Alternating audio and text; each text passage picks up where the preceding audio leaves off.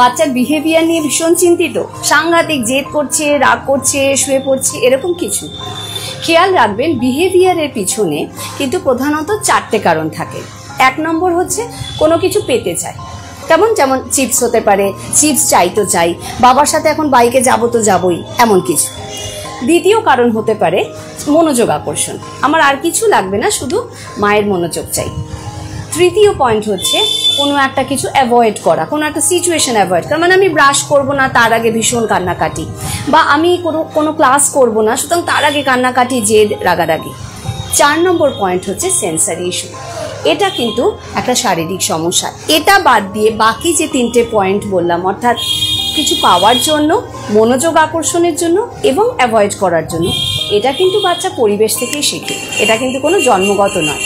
সুতরাং নিজেরা জেনে নিন যে এই আচরণে আপনি কি করবেন।